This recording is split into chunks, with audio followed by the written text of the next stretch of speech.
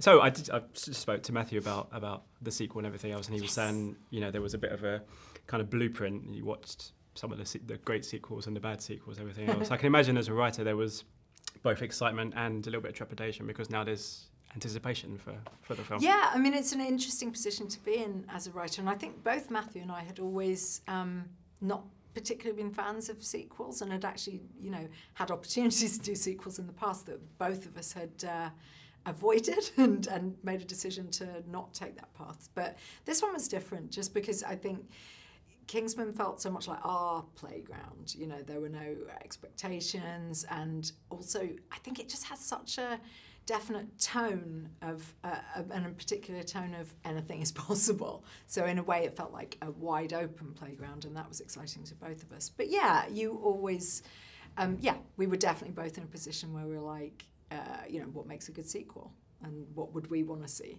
Colin was saying that he kind of knew that the first one was going to be successful, even though obviously, you know, it became a huge success. I mean, were you at a point where you just hoped that people would like it, and some people would go and see it rather than the millions of people? I think that's kind of the only approach you can have to every and any film. I mean, like the famous William Goldman quote, "Nobody knows anything." I mean, I think, you know, people go, "I knew that was going to be huge," or "I knew that was going to be a flop," but you never really know. I guess unless a movie's utterly terrible, and then probably it's not going to do the work. It's really expansive, this one. I mean, from obviously you've got the Kingsman stuff, you've got the Statesman stuff, you go to America, you've got Poppy's Little Island. I mean, as a writer, it must have been great to just explore all of these amazing it was so much fun. It was so much fun just being able to cook things up out of thin air. It was fun. I mean, it was like, yeah, we've not, both Matthew and I, and me as a writer on my own, usually have more frequently worked from source material. Whereas here, there was the fun of just completely blank page. So yeah, you can just go nuts. It's great.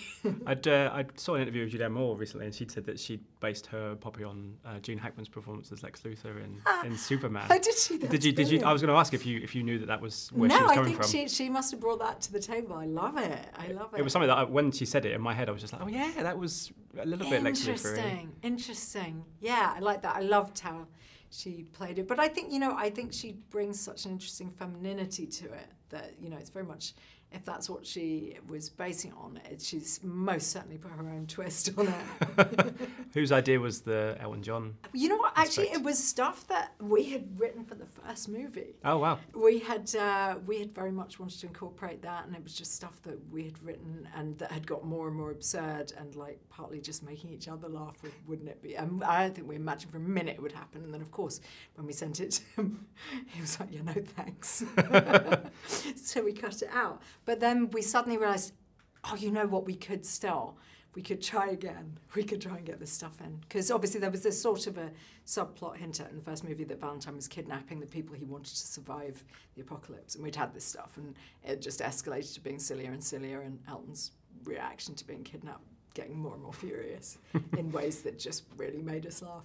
And then we suddenly realised, actually, there is a way to incorporate some of that stuff that made us laugh into the story. Unfortunately, by that point, he had seen the first movie, and so got a sense of the tone of it, and hopefully didn't think, God, who are these mad people?